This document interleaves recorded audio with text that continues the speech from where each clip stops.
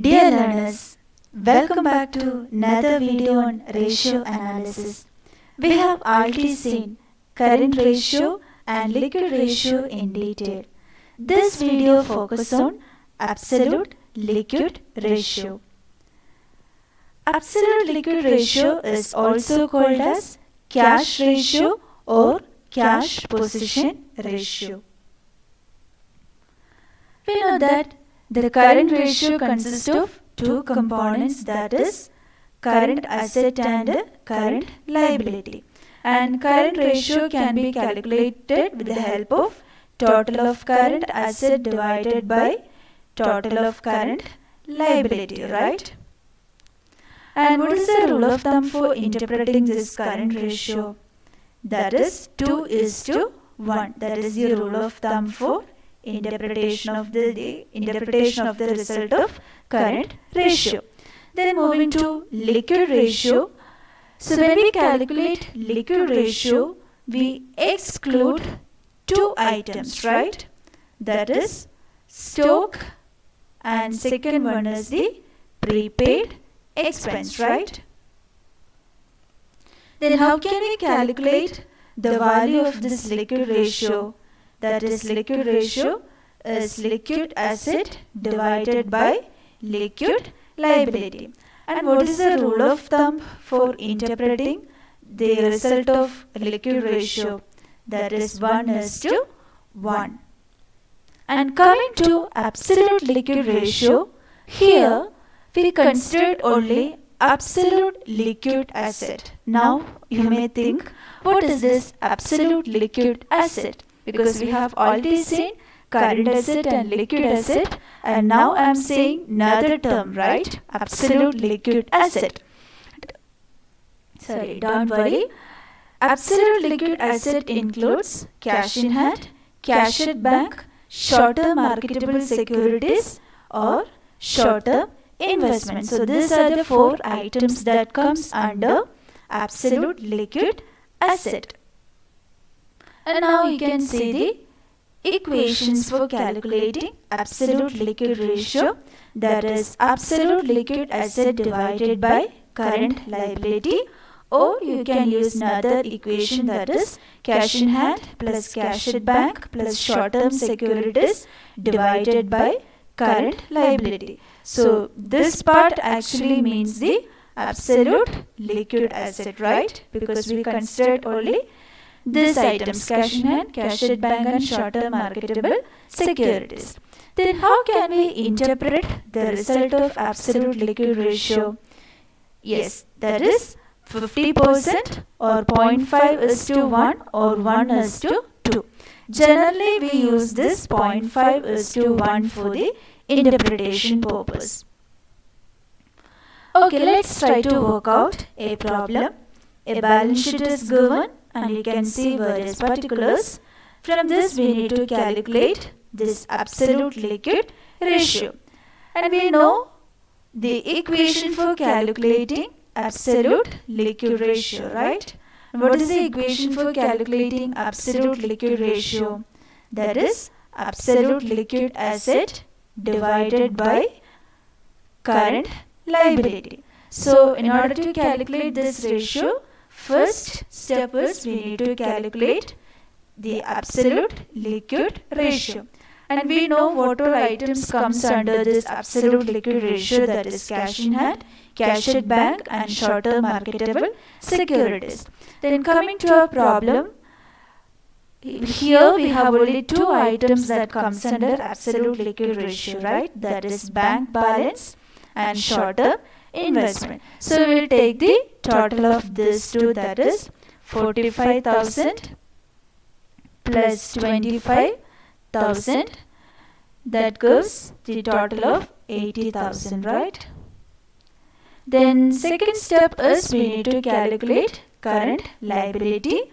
And coming to our question, we have bills payable, sundry creditors, bank overdraft, and here there is 5,000 is there, and that stands for outstanding expense. So we take the total of these four items, that is 60,000 plus 70,000 plus 30,000 plus 5,000.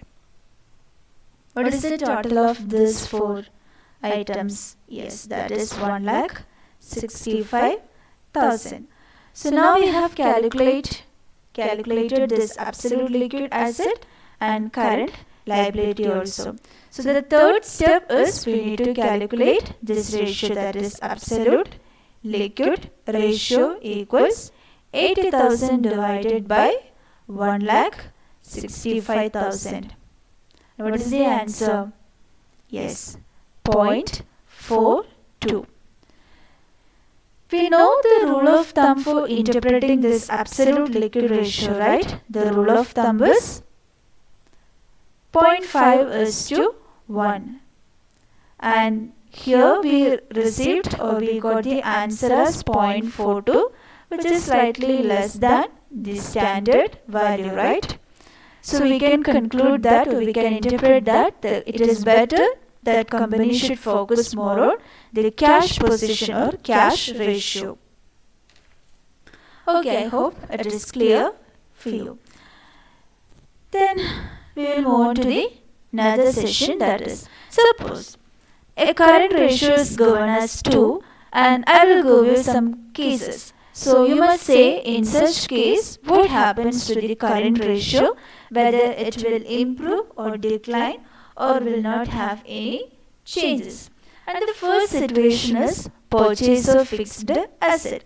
Here the question is what happens to the current ratio part, whether it will improve, decline or will have no change. So here the purchase can be done in two ways, right? Either I can purchase this fixed asset by paying cash, or I can purchase the fixed asset on a credit basis.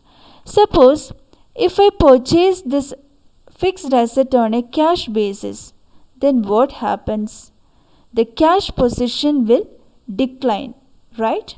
We know that cash is a component that comes under current asset. So if I purchase a fixed asset by paying cash, automatically the cash balance will reduce and that will result to the decline of current asset. Then suppose if I purchase this asset on a credit basis, then what happened?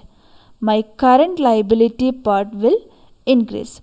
So in both situations, what happens to the current ratio? The current ratio is decline in both situations. Both situation means if I purchase this fixed asset on a cash basis or on a credit basis, in both situation the current ratio will decline, because if I purchase this asset on a cash basis, what happened? My current asset part will decline. If I purchase this asset on a credit basis, my current liability part will increase. So this both situation result into the decline of current ratio. Let's take another example. Issue of new shares to the public. And we know that if public has subscribed this share, what happens? The company will receive cash, right? And we know cash is a component of current asset, and if cash is coming to the business, what happen? It will increase the current asset position in a company, and that will result into the improvement of current ratio, right? So here the current ratio will improve. Then what about current liability part? It will not be affected. That is the result. And now you will think it will not affect. Now you will think why? Because share capital is a non-current liability. That means it is a long-term liability and it is not a current liability. So it will not affect the current liability part of a company. So here the current asset is increased because cash is coming to the business by issuing shares to the public, but there is no change for the current liability part because share capital is not a current liability. So automatically what happen? The current ratio will increase. So this is all about liquidity ratio. We have covered current ratio, liquid ratio and absolute liquid ratio. So we will see you in the next video. Till then, keep learning. Thank you.